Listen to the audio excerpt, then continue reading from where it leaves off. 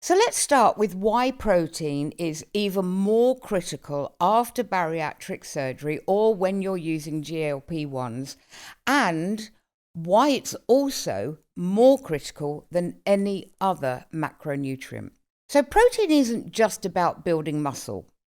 Protein is also required for the maintenance and repair of muscle tissue. Muscles are made from protein. Every time you move, exercise, or even just go about your day, tiny amounts of muscles get worn down. Protein provides the building blocks that your body uses to repair that damage and keep muscles strong. Without enough protein, your body struggles to fix and maintain muscle, which can lead to weakness, loss of strength, and slower recovery. This is especially important after weight loss or as we get older, when muscle is easier to lose.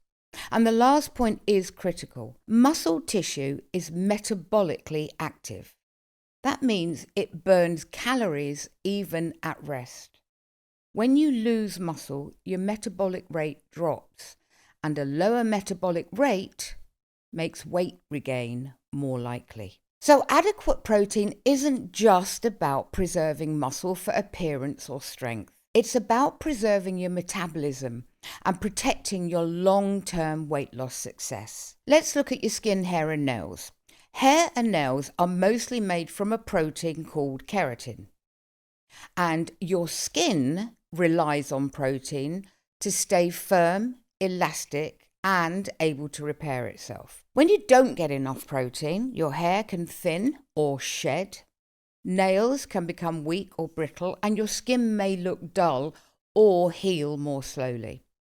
Bones. Now that might come as a surprise because we always kind of equate calcium with bones, whereas in fact they need protein as well. Protein helps keep your bones strong and supported. While bones contain minerals like calcium, they also have a protein framework that gives them structure and flexibility. And protein helps build and maintain this framework and supports bone repair when there's an injury or there's wear and tear. Without enough protein, bones can become weaker and more prone to damage over time. This is especially important as we age or after weight loss, when maintaining bone strength helps protect against fractures and injury. Let's talk about connective tissues and ligaments. Now, they are the body's support system and they hold everything together, connecting muscles to bones, stabilizing joints, and keeping your body strong and flexible. Ligaments in particular act like, strong elastic bands, stopping joints from moving too far and getting injured.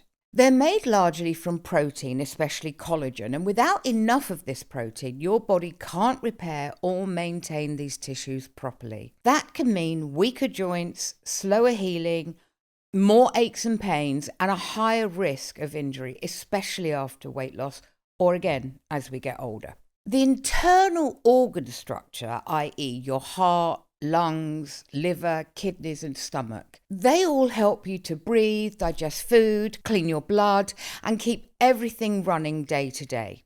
And these organs are made from living tissue, which is built and repaired using protein. So once again, protein helps them to stay strong, heal damage, and do their jobs properly. And without enough of this protein, your organs can't repair themselves. And that can affect how your whole body functions. Functional proteins are proteins in your body that actually do a job. They don't just provide a structure. They act like tiny workers inside of us. Some help us digest food, some carry oxygen in your blood, some support your immune system, and others send signals around your body. In simple terms, functional proteins keep everything running smoothly, and without enough protein, these jobs do not get done properly, which can affect energy, healing, immunity, and overall health. Let's look at some examples of some functional protein.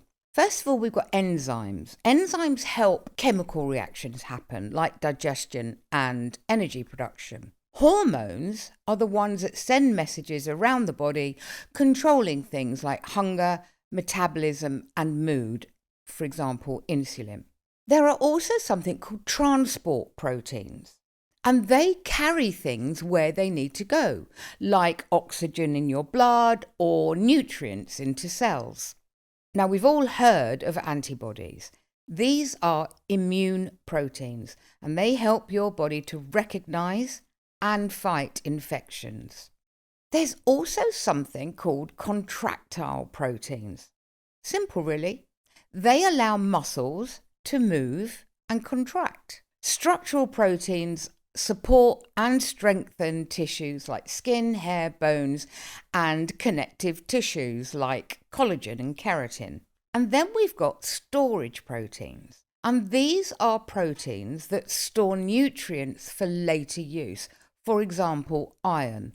We store iron until we need to use it. We've also got signaling proteins, and they help cells communicate with each other so that systems all work together properly. In simple terms, functional proteins keep your body working, repairing, defending, and communicating properly every day.